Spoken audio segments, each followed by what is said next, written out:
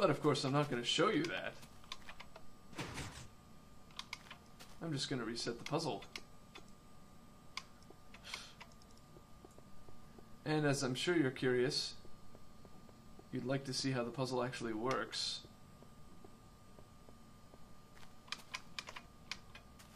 But first I'd like to show you some shrines.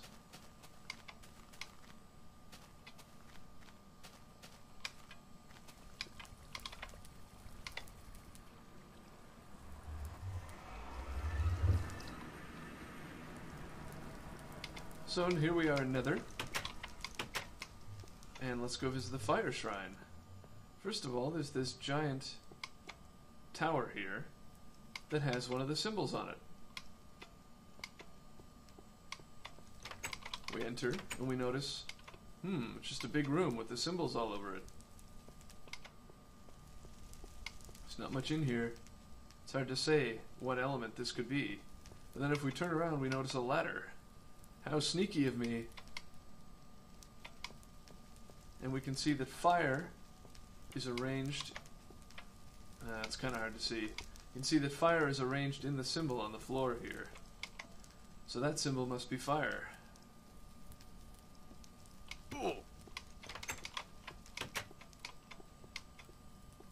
And there's a pit here.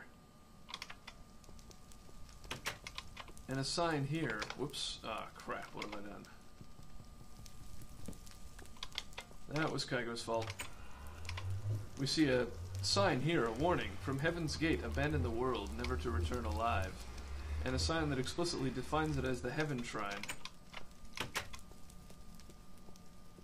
So if we abandon all of our possessions and enter this portal, knowing that we'll never come back alive,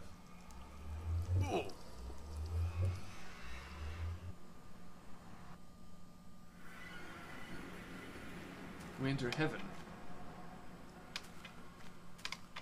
Heaven is a beautiful place where life flourishes.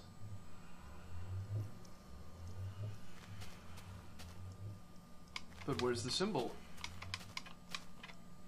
Well, it's heaven, so we look up, and there it is.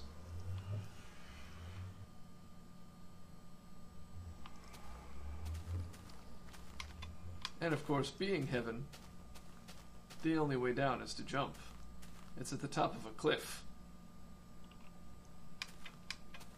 The expectation is that if you come here, you're not getting out alive. But it's peaceful mode.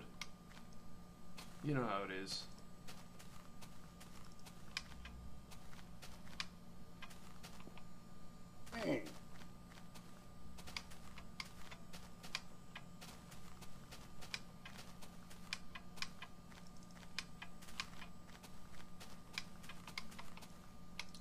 So now let's take a look at the mechanism underneath the thing, the octagon, the octagonal reactor.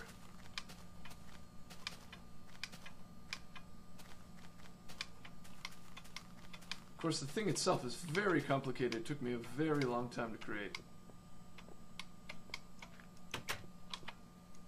But essentially, what we'll do is I'm going to show you the part that syncs up with the outside.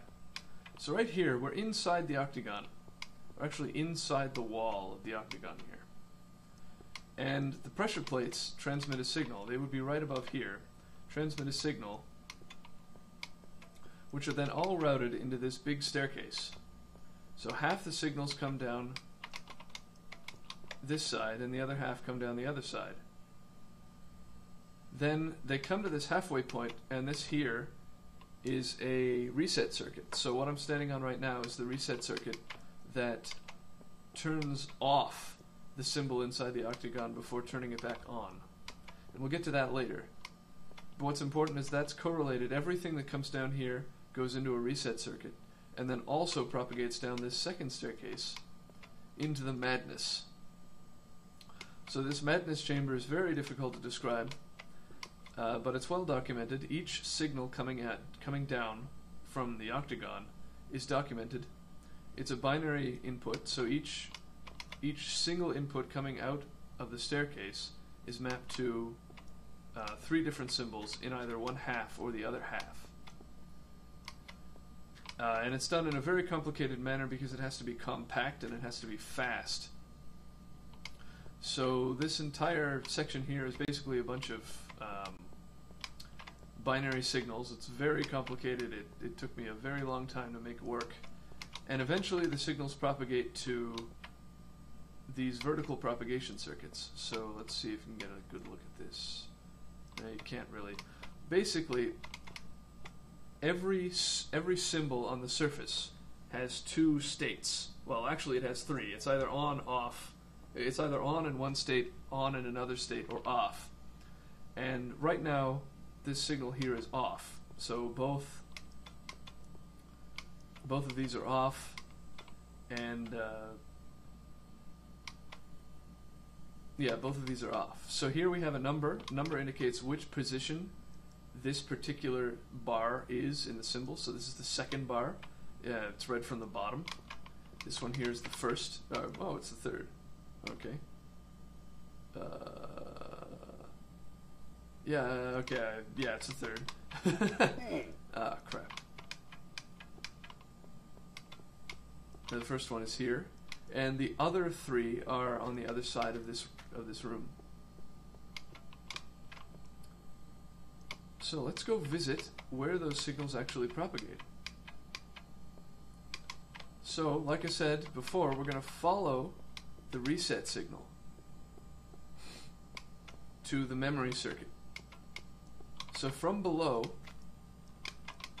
from the below chamber, which is the part that maps inputs to binary signals, this is the part that actually stores the binary signal. The reset circuit comes from the back here and disables the 3 flip-flops here. So we have, well, actually 6 flip-flops, 6 pairs of flip-flops. So we have 6 bits of memory on each half of this structure for a total of 12 bits of memory. That's what it takes.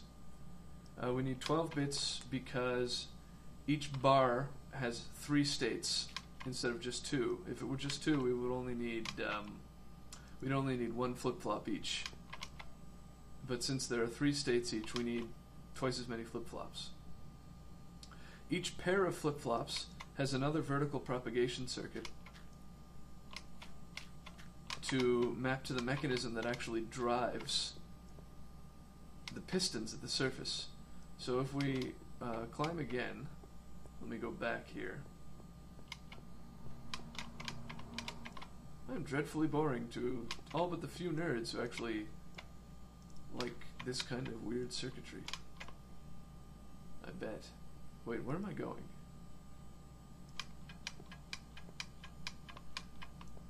Getting to where I need to go is going to be difficult. Because I can't remember how to get there.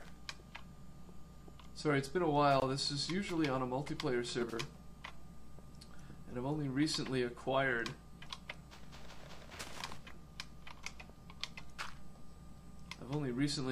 the save on my local system to be able to make this video. So it's been a while since I made this. So I might be a bit lost. Ah, here we go. So here are the actual pistons deep inside, right underneath. So above us is a floor with lava directly above that. We have this big bank of pistons. Don't want to fall in there. Big bank of pistons here. And we have a bunch of vertical propagation circuits which allow me to transmit the signals from the lower circuits directly up to the pistons without the pistons interfering with each other horizontally. This is very important because if the pistons interfere with each other horizontally, then it's hard to make the broken bar symbol and the unbroken bar symbol distinct. But basically, signals get propagated vertically up here and then get translated here. So we have one symbol that one line that represents the unbroken line and the other one that represents the broken line. So the unbroken line has this diode here that powers both the internal circuits, and the broken line powers only one of them. That's what this little part here does. And then we have this circuit here that propagates the signals directly into the pistons, and here, the part down here is the broken part. It's the part that manages the middle 2 pistons out of the 8. And the end result, if I can figure out how to get out of here. How do I get out of here? The end result is what you saw at the very beginning of this video. Or possibly 2 videos, I don't know how long it's been. Completely lost track of time.